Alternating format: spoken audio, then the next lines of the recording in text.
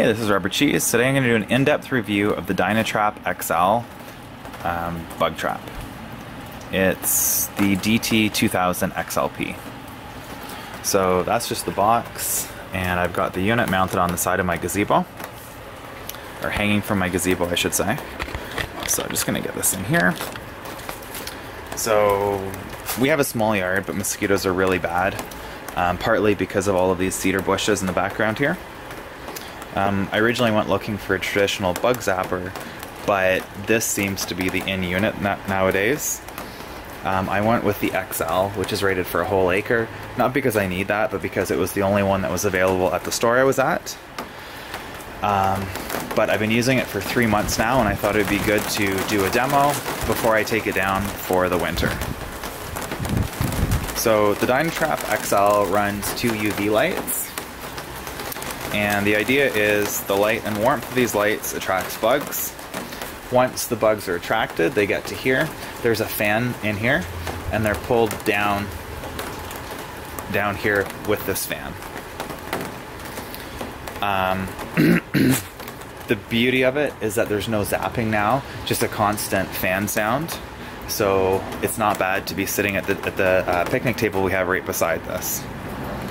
I've had my DynaTrap running for 3 months, and it has caught a lot of bugs. So I'm just going to pop down the reservoir just to show you what I've caught in 3 months. And keep in mind, I set this out about 1 month later than I really should have. So these are a lot of the bugs.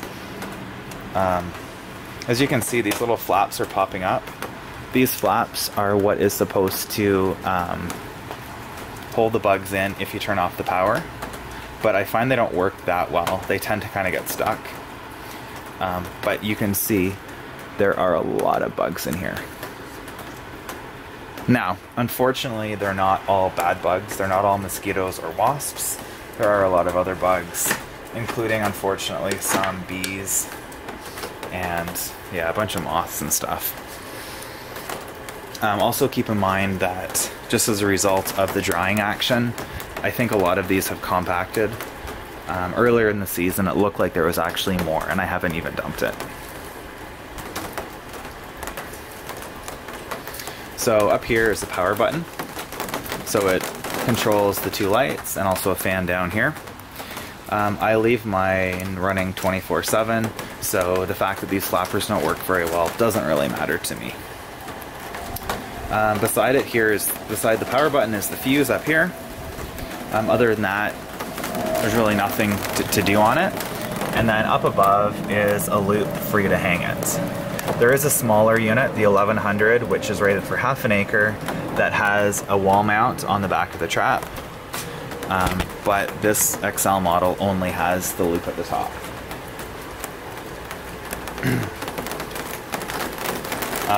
For the first week that I had this, I had it just sitting down on the ground. Then I raised it up here, and I found it was more effective. I seem to be catching a lot more bugs. Yeah. So a few other details about the unit. It's pretty large. It's about 19 inches in height, plus the loop, and it's about 12 inches in diameter. The cord that's included is 9.5 feet long. And the unit is rated at 35 watts.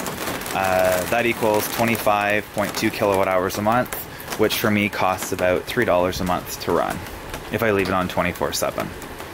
The included UV light bulbs are rated at 3,000 hours. That translates into 125 days, which is essentially a full season, and they cost about $20 a pair to replace. So you've already seen how many bugs my unit has caught, but did it actually make a difference? I think it did.